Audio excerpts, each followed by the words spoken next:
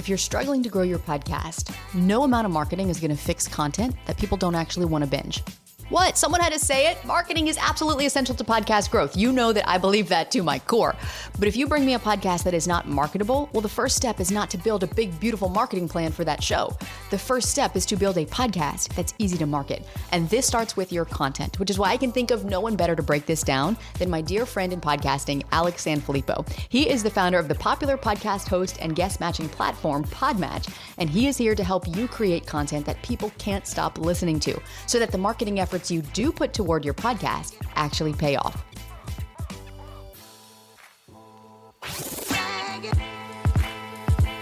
Welcome to Insider Secrets to a Top 100 podcast. I'm your host, Courtney Elmer. Let's make your business binge-worthy. Alex, welcome to the show. It's so good to have you back. Courtney, I'm honored to be here and really excited for our time together. Yes, well, I know. We talk podcasting all the time, all day long. And so I'm really excited just to bring you here. We just got back from Podcast Movement, and you had some really great stuff to share from stage there. But there was one talk that actually didn't make it to the stage. And you were like, I was kind of bummed it didn't make it because it's such an important thing to talk about, because we can look around the industry and we can see that people are obsessed with downloads. Everyone's trying to drive more downloads. But at the end of the day, there's a huge difference between just driving downloads and building sustainable repeat growth. So to what extent do you think content plays a role in a show's ability to drive downloads or not? I think this is an interesting thing because to some extent, it might not be the primary driver. And what I mean by that is if you're a really, really good marketer, but a terrible podcaster, you probably do a very good job of bringing listeners to your podcast. You can probably do it a lot better than a really, really good podcaster who's not a marketer. And I think that that's an important thing for us to consider is that hey, we might not be marketers. But here's what I've learned is that, yes, those great marketers that can bring a lot of people to their shows, when they don't work on the depth of the show, they just keep on practicing their marketing craft of funneling people in, they're coming in the front door and leaving out the back door almost just as fast because the content isn't sticky. There's nothing to keep people there. Now, on the flip side, when someone's a really good podcaster, even though they might not grow it as fast, if people like the content, they're going to stay around. If they really like the content, they're going to share it, which means they could become potentially your marketing army. But the content has to be really, really good. And so for me, this is kind of like this strange idea of which came first, which is more important type of thing, right? At the end of the day, I'd rather have something that's really, really good with less eyes on it initially, but that grows over time. Because at some point, the marketer is going to get burnt out and be like, all right, I've worked super hard. And as soon as I stop marketing, my show has no one listening to it. But the other person can just say, you know what? I'm just creating really good content and everyone seems to stay around. And it's getting so good that people are now sharing it as well. How do you go about creating content that listeners actually want? Because I feel like a lot of the podcasters I talk to, they're like, I'm going to create content around what I want to talk about because I'm so passionate about it. And it's great. You want to be passionate about what you talk about. And there's also merit and value to starting to understand, what is it that listeners are actually searching for? And how do you figure that out? How do you even begin to break that down? First and foremost, this idea of infotainment really matters. It's got to be informational. It's got to help, but it also has to have some form of entertainment in it. And entertainment doesn't mean people need to laugh or they need to be on the edge of their seat necessarily. It just means it has to have some depth to it. The best example I can give, and I do not mean to call out any individual, so I won't use a name, but one time I had somebody on my podcast who was on the C-suite of a company called Amazon. To say that this person knows his craft is an understatement. One of the smartest people who has ever lived. That episode got so many people reaching out to me saying they couldn't finish it because it was so boring. And again, not trying to be mean, what he shared was literally pure gold. If you do what he said, you will be successful. There's no question about it. But the way he delivered it was very monotone. There was no deviation from the exact process. And it's nowadays we could just use AI to do that for us. If we want something boring, we can just go there and look up the data that we need. There needed to be some depth. There needed to be some story. There was nothing about it that felt like human.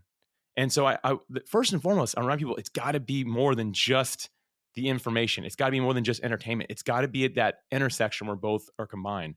And to your question, Courtney, I think that a lot of us podcasters, we just kind of assume what people want, or we say, oh, this is what I want to talk about. My show's really for me, right? But if someone wants to hear it, great. But people listening to this today are not in that boat. And if they are, or they're claiming that to be the case, it must not be fully truthful because they're listening to this for a specific reason, right? And I always remind people that we need to think about who's the person that's listening. What is their experience? Where are they? Some really easy ways to determine this. first and foremost is to ask. So if you have an audience, ask on your podcast, ask on your social media, ask if you have a newsletter, anywhere you can. Find out what they want. And if you're like, okay, Alex, I don't really have that, that's okay. Find communities, the individuals that mirror your ideal listener. So whoever you say, this is my listener, wherever they hang out right now, go there. Look at what questions are being asked. See what kind of conversations are happening. That'll give you some indication as to, okay, this is what they're interested in because it's what they're talking about. And a last way that I think is just a very simple thing to do. If you know a question that your listeners have asked clearly, or an episode that really resonated with them, turn that into a question, go to a search engine, type it in, and look at the related questions that come up. I think Google specifically is very good at this. It gives you a list of related questions. Those related questions are not random. They are questions that people who type in the exact thing that you put in also ask. And you want to look at those and say, okay, these are clearly, if they like this episode, here are 10 of the things that these same people are clearly asking because the data is showing that that is the case. That's what you want to create content around. Now, your ability to be a good host, the entertainment side of it comes into play when you can work in your own personality, the little quirky things that maybe you want to talk about inside those. But it's got to fit inside that same context to really be valuable for someone who listens. I mean, there's so many great ideas there and things that you could easily just walk away from this episode and implement. The Google one especially. And I think a lot of us forget about that. Reddit. Reddit is one of those places too where it's like the bowels of the internet and some of the weirdest, craziest stuff happens in Reddit. And at the same time, in a niche community of people who are talking about your exact thing. You know, we had a client the other day and she has a podcast for pet owners. And she's like, there are literally communities in Reddit. They're like asking all this stuff that it's like, that's my listener. That's who I want listening to my podcast. And it was just a gold mine of information and also a place where she could, even if she had the time, show up as an expert, start answering some of those questions, start being a resource in that community, not like selling people back to her podcast necessarily, but kind of working it in as a resource when it's relevant. You know, something else though, Alex, I see this come up all the time. You mentioned depth of content. And I think this is so important. And it's also a little bit fuzzy. Like what depth? Like what are we talking about? Does it have to be really insightful? Is it that it's really smart? Is it that it's really funny? Like, you know, how do we define depth? And I think this is just from observation, but a lot of podcasters, they show up to the mic and I see one of two things happen. They either know their topic and so they hit record and they just start talking. Or they show up, and this was me in the very beginning of my show, with a word for word script. And then they deliver the script. And then it was like, that's a great episode because I delivered that really well.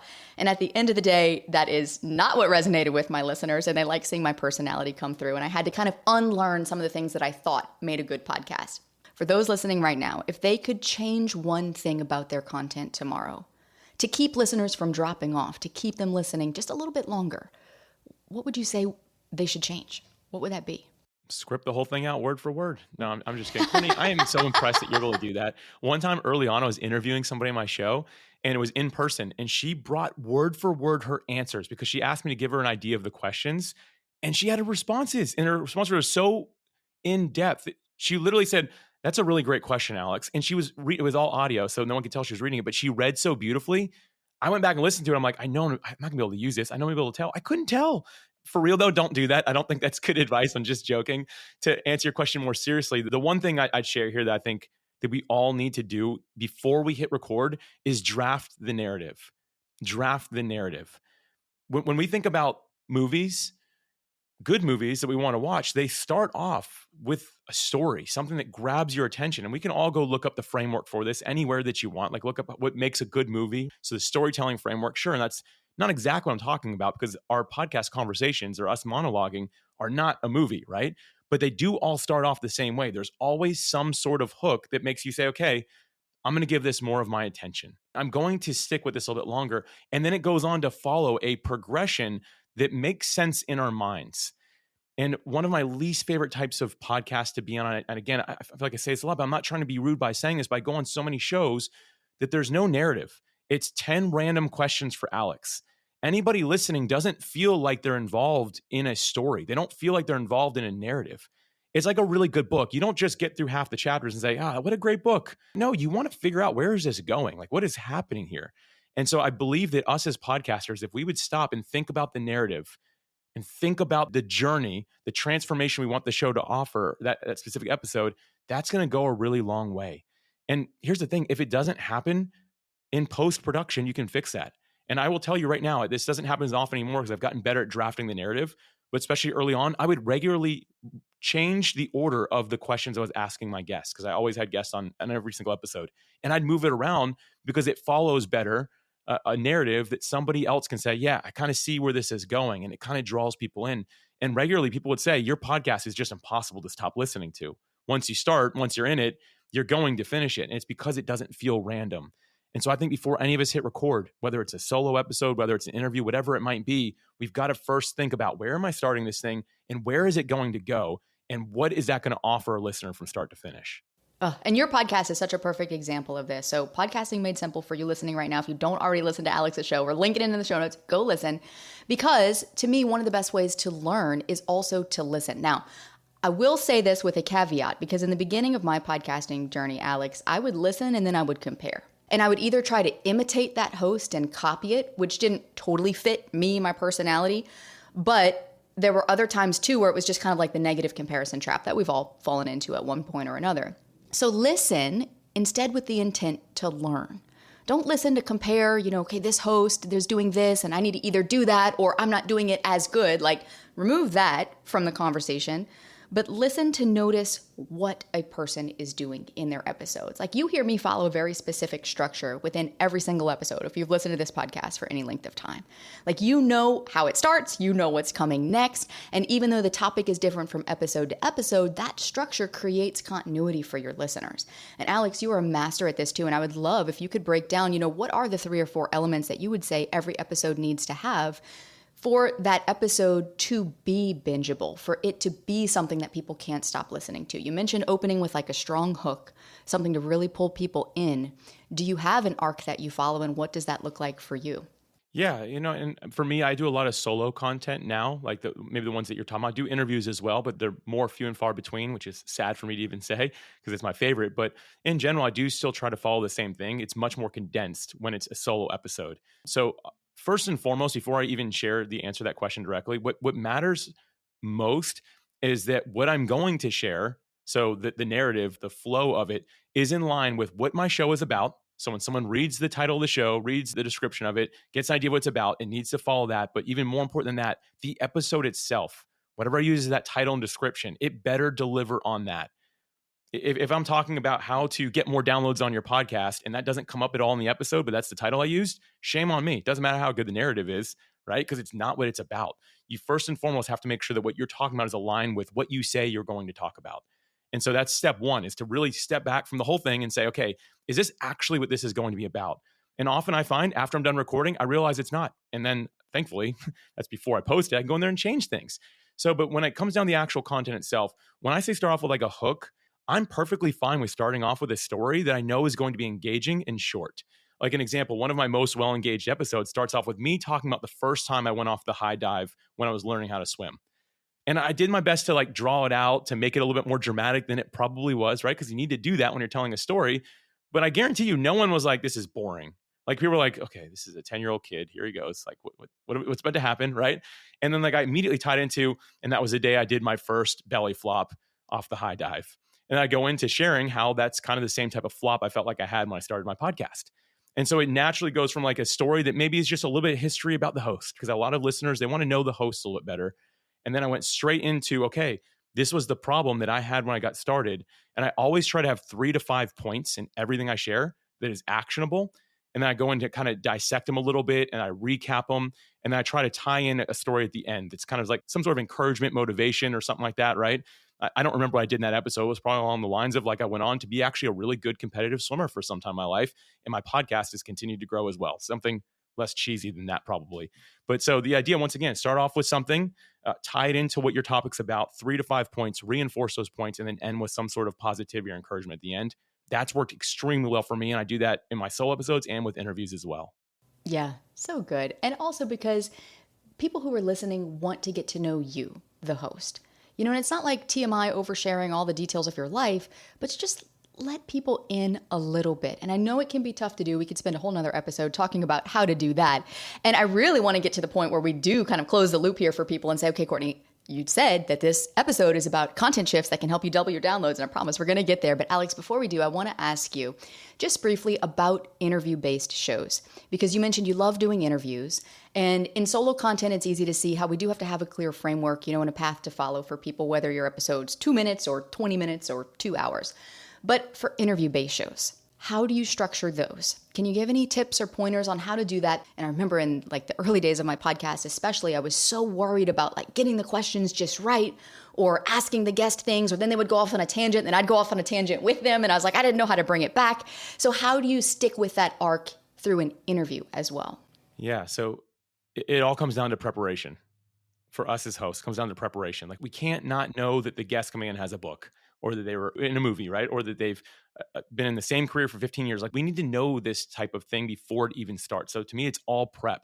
Once I have the prep and I know what this person also wants to talk about, because I've looked at their recent achievements or things that they seem to be excited about, however you do that, even asking them sometimes, having a pre-interview call, any way that you learn that, I now know this is kind of the narrative I can build out and follow. And so for me, I don't script anything. One, Courtney, I literally, if you asked me to read a sentence right now, I'd mess up 10 times. That's just kind of how I am. So it would never happen. But I do have an outline of bullet points of these are the kind of the direction I want to go in. We want to start with some of this. Hey, you had made a real mistake when you first got started. Can you just quickly share that real quick? And that's hooking somebody. I'm ooh, this really successful person made a mistake. I got to hear this, right? And then jump straight into how'd you pivot? Okay, what are the 3 to 5 points? Same idea, right? And what's the encouragement you have for everyone who listened today? And the whole time I can almost answer it for them because I've done so much research. I have an idea of where it's going to go, but at the same time, not so married to it that we can't go off the cuff when it matters. When I realize there's a pivot here, a direction that this guest wants to go in, I can hear the passion. I can hear that it's going to be really valuable. I'm going to let it go there. And so being prepared, listening, having a plan, those things go really well. And then just letting it flow. But going in without those things, just totally blind, I don't think makes for a great conversation. Makes for a lot of, I call them side quests, where we just jump all over the place and talk about all kinds of random stuff. And you get to the end and people just feel like they heard a really random conversation that wasn't super interesting maybe. Right. And what did I take away from that? I don't know. Was that worth the 20 minutes I spent listening to that? Probably not. And Alex, I'm guilty of this too, where I just, there's been so many different points in my podcasting journey where I thought the thing I was doing was the right thing. And turns out, nope, there was still more that I needed to master, especially when it comes to crafting questions, asking questions, researching your guest, and all that stuff. And it takes time. Give it time. The more interviews you do, the quicker you're going to be able to master this. I'll never forget, I had John Lee Dumas on my show, and he said episode, I think it was 482. He's very specific. He knew exactly which episode it was. And he said, that was the episode I knew I finally had figured it out. And it took him that long. So to bring it full circle, Alex, I want to ask you about this because you kind of opened up our conversation here talking about how content ultimately is the thing that can help you retain listeners. And we need that to grow our podcasts. Content might not necessarily drive downloads specifically, but it plays a very specific role in your ability to build downloads over time. Although, on the flip side of that, we know, like you said, the best content in the world will go overlooked if it can't get discovered. So beyond creating the content and everything we've kind of talked about here, what would you say is kind of the next step that someone needs to be looking ahead to or having in their mind? Okay, I've got this great content. I feel like I'm working on mastering my skills there, but now I want to get that content discovered. The first thing I think of is a quote, and it's content is king, which we've probably all heard, but there's a second half of that quote, which is, but SEO is queen and she wears the pants. And the reality is, I think that's actually really true. Yeah, your content's great, but we got to be willing to get it out there. And I do think that for all of us, even though we might not be marketers, even though we're making great content, we've got to do our part to get out there. So again, if we use something we talked about earlier, where you went to a search engine, you looked at these related questions, you start making content around that, click into those questions, type them back in search engines. What are the blogs? What are the subreddit threads or the Facebook groups that those are being talked about? Something you can do that I think is really simple is join the conversation. I do not mean to link spam. Don't go and be like, hey, Courtney, saw you talking about this. Here's an episode about it. No. Go in there and say, Courtney, I totally hear your pain. This is something I had a lot of questions on as well. Actually talk to somebody about it. If it's helpful, I'd love to send you our conversation. Don't drop the link. Ask them. Get the opportunity to meet them one-on-one through DMs. This sounds painful, doesn't it? It does. People are like, well, that's not scalable. And maybe it's not. But the reality is right now at time of recording this, and this might change a little bit, but not much. If you have 30 people listen to your podcast in the first week the new episode's released, so in the first 7 days, 30 people listen, you are in the top half of all podcasts. So do this for 30 days in a row. invite 30 different people into the conversation, which is your podcast. Just by doing this, after 30 days, you're in the top half of all podcasts. Listen, I know we all want to just be able to post something that goes viral and our podcast reaches millions. Like, yes, that sounds great, but does it ever really happen? Like, have we ever really seen that happen?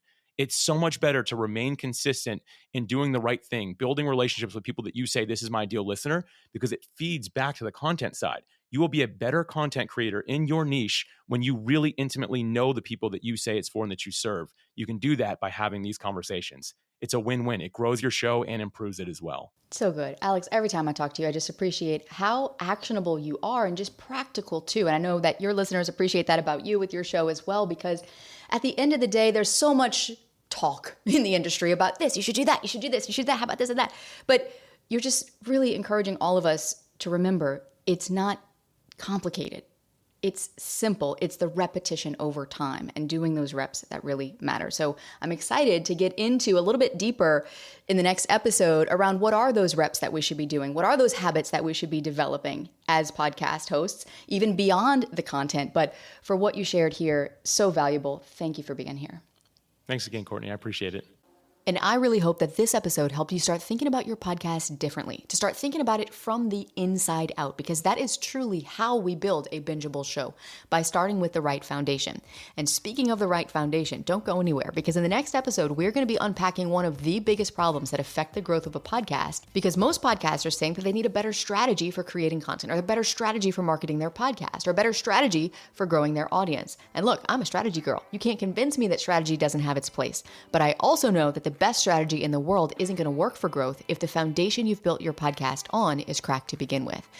Alex has spent years studying the habits of today's most successful podcasters, and he is joining us back in the next episode to break down the 5 foundational pillars that every top podcast has and how you can adopt them to reinforce the foundation for your show so it actually supports the growth that you want.